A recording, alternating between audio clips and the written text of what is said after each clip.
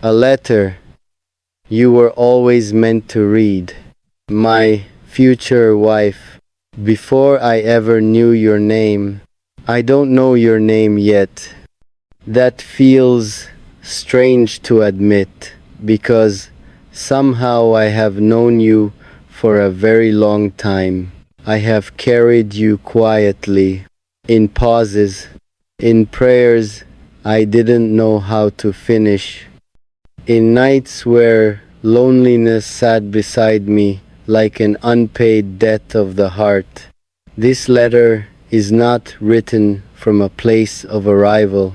It is written from the middle, from the becoming, from the man I am while I am still learning how to be worthy of the woman you will be. I imagine you reading this one day, maybe smiling, maybe crying, maybe wondering how a stranger could speak to your soul as if he had memorized it. But you won't be a stranger then. You'll be home. Before you existed in my life, there were years that tried to harden me. Years that taught me how to survive without being held. Years where love looked like absence and silence felt louder than truth. I learned early that wanting too much could leave you empty. So I wanted quietly. I hoped carefully. I loved in ways that didn't require witnesses. I wish I could tell you that I waited perfectly, that I never broke, that I never doubted the idea of you. But honesty is the only gift I want to bring into our future. There were moments I almost stopped believing. Moments where I thought maybe love was for other people. People with softer lives. People who didn't carry so many unfinished sentences inside their chest. Sometimes I would lie awake at night and wonder if you were already someone else's lesson. If maybe we were growing separately in different storms, both being shaped by pain, we would one day understand together. I want you to know something important. Every disappointment before you was a teacher, not a betrayal. They taught me patience. They taught me restraint. They taught me that love is not loud promises, but quiet consistency. I learned how to listen because no one listened to me. I learned how to stay because so many people left. I learned how to apologize because silence hurts more than pride ever could. If I ever love you gently, it's because life first taught me how sharp love can be. I talk to you sometimes, even now, without realizing it. In my head, in my prayers, in the way I look at couples passing by and think, please, let me be ready when it's my turn. I don't want to meet you as a man still bleeding from old wounds. I want to meet you healed enough to choose you freely, not desperately. So I am doing the work, even when no one is watching, even when it's hard, even when it would be easier to numb myself and call it strength. I am unlearning things I thought were normal. I am relearning softness.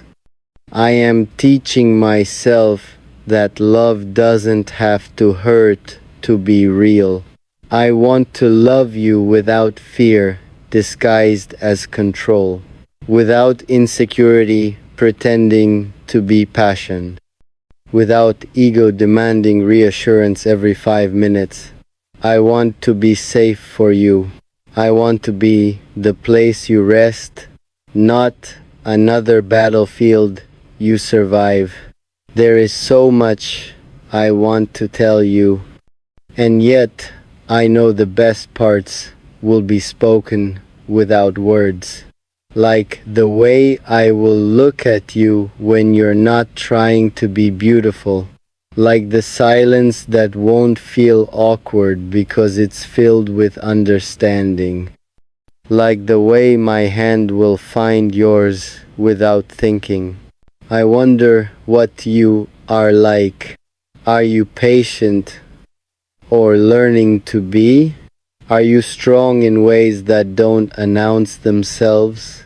Do you hide your sadness behind humor the way I sometimes do? Do you believe in love easily? Or did life make you cautious too? If you have scars, I won't ask you to explain them on the first day. We'll let trust arrive slowly, like morning light. I promise you something now, before I ever get the chance to promise it in front of witnesses. I will not love you halfway. I will not leave when it gets uncomfortable. I will not make you compete with my pride. I will not punish you for mistakes I haven't healed from. I will choose you in the small moments, in tired conversations, in misunderstandings, in days where love feels ordinary and routine. Because that's where real devotion lives. If you ever doubt yourself, I will remind you who you are.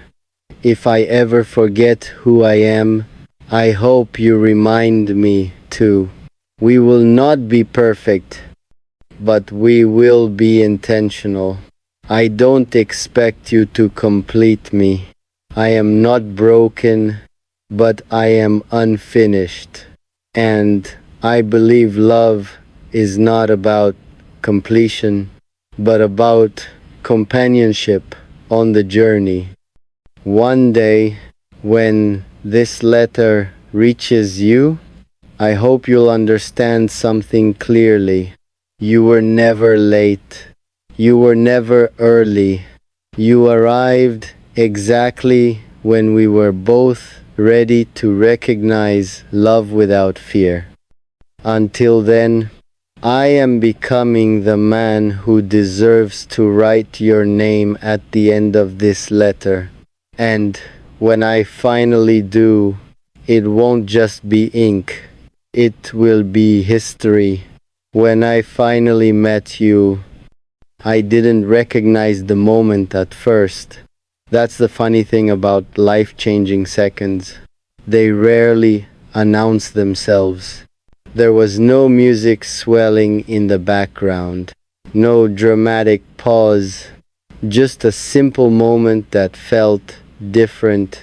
Something in me went quiet, not nervous, quiet, not fearful, quiet, but the kind of silence that happens when your soul says, "Pay attention. This matters."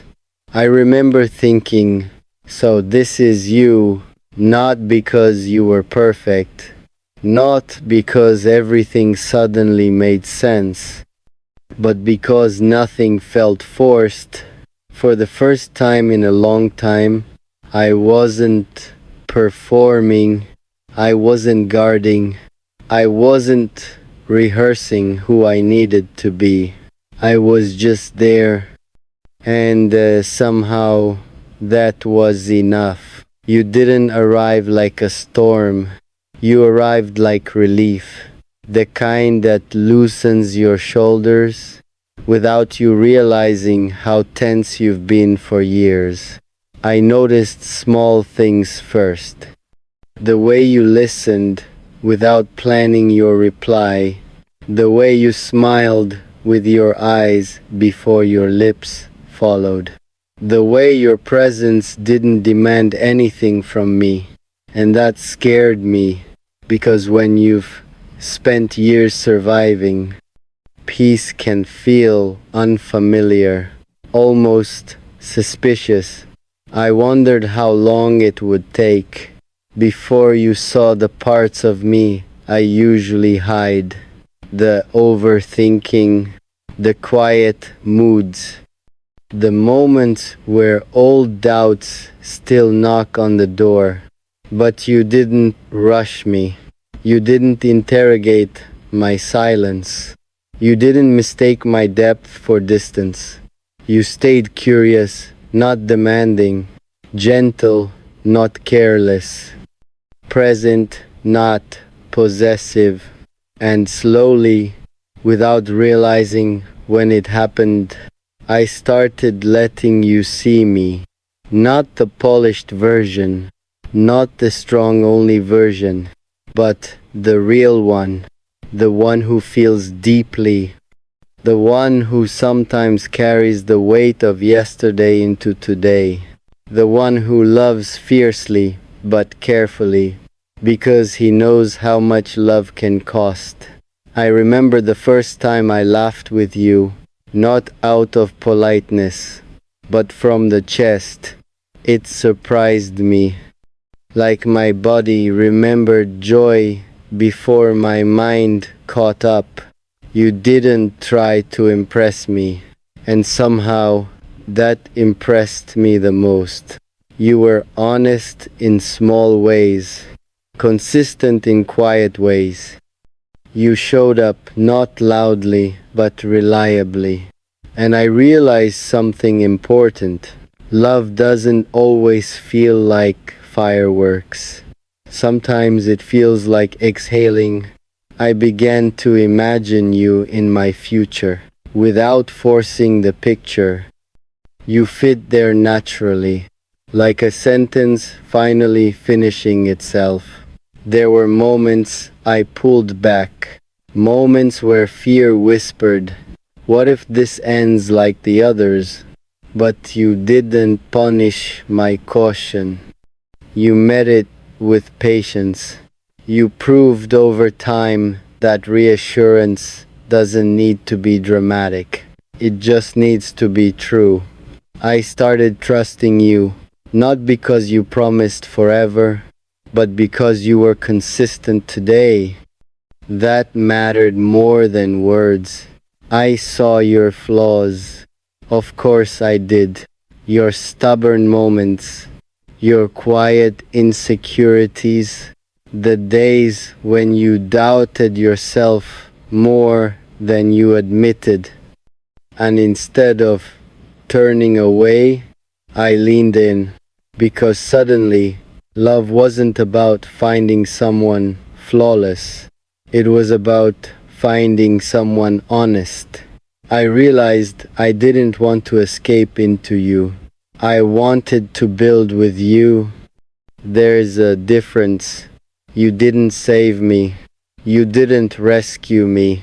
You walked beside me while I continued saving myself. And that made all the difference. I noticed how your presence changed my habits. I listened more. I reacted less. I spoke with intention instead of impulse. Loving you didn't make me smaller. It made me clearer.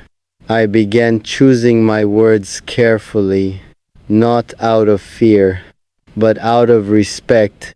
I thought about the future, not as a fantasy, but as responsibility, and somehow that didn't feel heavy. It felt meaningful. There were nights we talked about nothing and everything at the same time. Dreams, fears, the versions of ourselves we were still becoming. You didn't laugh at my seriousness. You didn't dismiss my depth. You held space for it. And in doing so, you became space for me. I knew then, not loudly, not dramatically, but with a quiet certainty. You were not a chapter. You were the direction. You were not an escape. You were a choice. And for the first time in my life, choosing love didn't feel like losing myself. It felt like finding a place where I could finally lay my guard down, still standing, still growing, but no longer alone. The life we choose every day. Loving you is not a moment, it is a practice. It is waking up and deciding again to be kind when it would be easier to be quiet, to be honest, when it would be simpler to avoid the truth, to stay present when the world pulls at us from every direction. This is the part of love no one romanticizes enough. Not the first meeting, not the sparks, but the daily choosing patience when we misunderstand each other, choosing softness when old habits ask us to harden, choosing to listen, not to win, but to understand. There will be days we don't speak perfectly, days when we carry stress home like uninvited luggage, days when silence creeps in, not because love is gone, but because life has been loud. On those days, I promise not to disappear. I will sit in the discomfort. I will ask instead of assuming. What I promise when love gets heavy, love will not always feel light. Some seasons will press on us quietly, others will arrive loudly without warning. I won't pretend otherwise. There will be moments when joy feels distant, when responsibilities stack higher than our energy, when life asks more than we feel ready to give. In those moments, this is who I promise to be.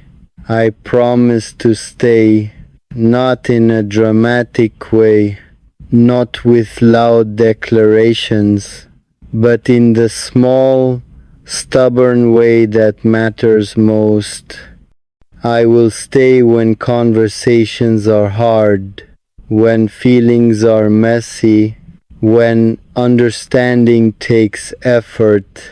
I will not confuse temporary exhaustion with permanent failure. I will not treat bad days like bad love. If you cry, I won't rush to fix you like you're a problem. I will sit with you until the weight eases, or until it doesn't, and we learn to carry it together. I promise to protect your softness, the parts of you the world doesn't see, the parts you only show when you feel safe. I will never mock your sensitivity. I will never weaponize your honesty. Your openness will be honored here. When I am wrong, and I will be wrong, I will own it without excuses, without turning the blame toward you. My pride will never be more important than our peace.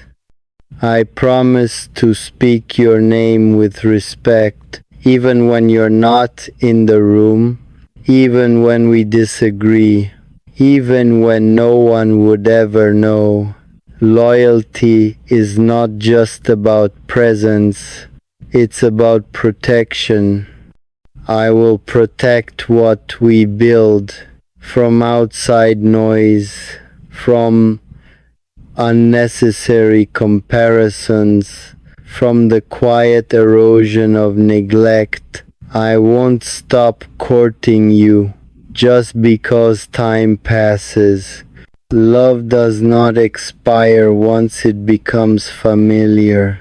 I will still reach for your hand, Still ask how your heart is, not as a habit, but as a genuine question. If one day you feel lost, I won't demand that you find yourself quickly. I will give you room to breathe and remind you that you are not walking alone. And if one day I lose my way, I hope you'll remind me too. This is not a promise of perfection. It is a promise of effort, a promise to return to you, even after hard conversations, even after misunderstandings, even after the days that test us, because love, real love, is not proven when everything is easy. It is proven in the moments when staying is a choice. And I choose you. The forever we will keep choosing. If this is the last part you ever read, I wanted to hold everything I couldn't say out loud without my voice breaking, because this is where love stops being poetic and becomes permanent. Not permanent like a promise spoken once and forgotten in comfort, but permanent like a decision revisited every single day. This is the part where love grows roots. One day we will wake up and realize that time has quietly moved us forward. We will not feel younger. We will not feel untouched, but we will feel earned. Our love will carry history in its posture, inside jokes no one else understands, arguments we survived instead of avoided, memories stitched together by ordinary days. We won't remember the exact moment we became us. It will blur into routine, and that will be the miracle. I imagine mornings with you, not cinematic ones, real ones, hair messy, silence thick with sleep, coffee brewed stronger than conversation. I imagine brushing past you in the hallway and feeling gratitude hit me suddenly, without warning, for a life that feels shared. I imagine nights too, some filled with laughter, some filled with tiredness, some where we fall asleep back to back, not because something is wrong, but because rest has become sacred. And in all of it, I imagine choosing you, not because you are easy, not because love feels effortless, but because after everything life shows us, you still feel like home.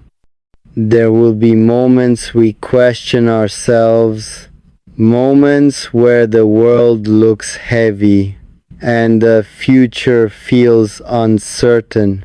Money, family, dreams that change shape, dreams that take longer than expected. We will not always agree on the path, but I promise we will walk it together.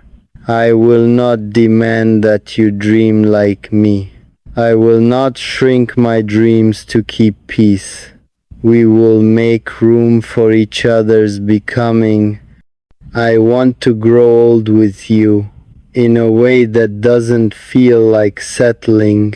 I want wrinkles that come from laughter. I want patience that comes from knowing your patterns. I want love that feels lived in, not fragile. If one day my body slows down, let my devotion be what stays strong.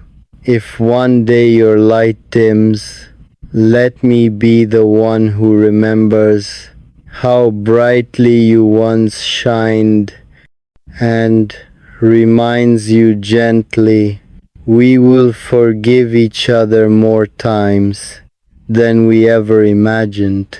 Forgive missed words, forgive tone, forgive days we didn't show up perfectly. Forgiveness will not mean forgetting.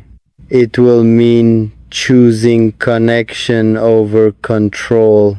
There will be people who misunderstand our love, people who compare, people who project their disappointments. We will not explain ourselves. What we build does not need applause. We will protect our marriage like a living thing, feeding it, checking on it, tending to it before cracks appear. I will not flirt with exits during difficult seasons. I will not threaten distance to win an argument. I will not keep score. Love is not a competition. It is a collaboration. If children come into our lives, I want them to learn love by watching how we treat each other. Let them see respect modeled, apologies spoken, affection given freely. Let our home feel emotionally safe, not perfect, but honest. And if children do not come, our love will still be full. We will pour into each other, into our community, into meaning beyond ourselves. Our worth will never depend on what we produce, only on how we love. I want to know you in silence, in illness, in grief, in change. I want to know the sound of your breathing when you sleep deeply, the face you make when you're thinking hard, the way you withdraw when overwhelmed, and the way you come back when you feel safe. I will learn your language again and again as it evolves. I will not expect you to be the same woman I first fell in love with. I will fall in love with every version of you, and I ask for the same grace.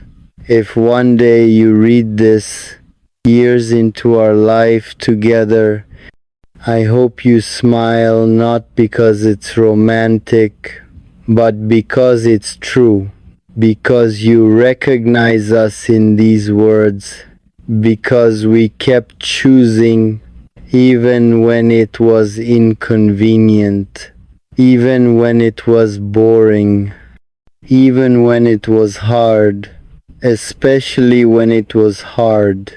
This letter was never meant to impress you. It was meant to prepare me, to remind me on days when love feels quiet, that quiet does not mean empty. It means rooted. So if you ever doubt us, come back to this. Come back to the man who wrote this before he had you, who believed in you, before he knew your face, who promised you effort, before he ever promised forever. I am still choosing you. I will always be choosing you. And if love has a final form, I think it looks like this. Two imperfect people continuing to say, I'm here, long after the echo fades. After the promises are kept, there is a version of love no one prepares you for. It arrives after the vows have been spoken, after the pictures have been taken, after the world has stopped paying attention. It is not loud, it does not sparkle, it does not ask to be seen. It simply stays. This is the love I want to write about now. The love that lives after forever is promised. The love that proves whether forever was ever real. Because eternity is not made of years. It is made of ordinary days that refuse to give up on each other. One day, you and I will stop counting milestones. Anniversaries will pass quietly. Birthdays will blur into routine. Time will no longer feel dramatic. And still, I will wake up and choose you. Not because I am reminded to. Not because it is expected. But because choosing you has become instinct. Love, at this stage, will look different. It will look like grocery lists written in a hurry, like knowing which silence means peace, and which one means I need you to ask. It will look like reading the same book in the same room, without speaking, yet feeling completely together. We will learn each other's rhythms more deeply than each other's words. I will know when you need space, and when space would feel like abandonment. You will know when my quiet is reflection, and when it is exhaustion asking for rest. This kind of knowing is not romantic, it is intimate, it is earned. There will be years where nothing extraordinary happens, no big changes, no major events, just life, and those will be the years that matter most. Because anyone can love you during transformation. It takes devotion to love someone during sameness. I promise I will not grow bored of the life we build. I will not confuse comfort with stagnation. I will not look elsewhere for excitement, when meaning is already sitting across from me at the table. I will remember that familiarity is not the enemy of desire.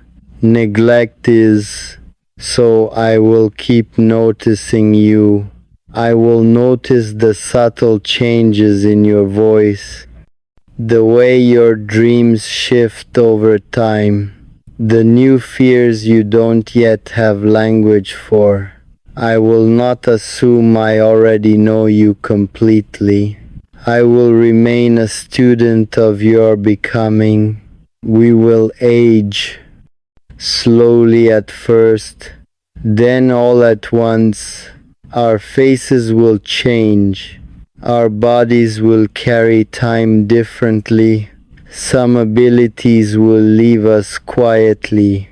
But if love has been done right, what remains will be deeper than attraction. It will be recognition.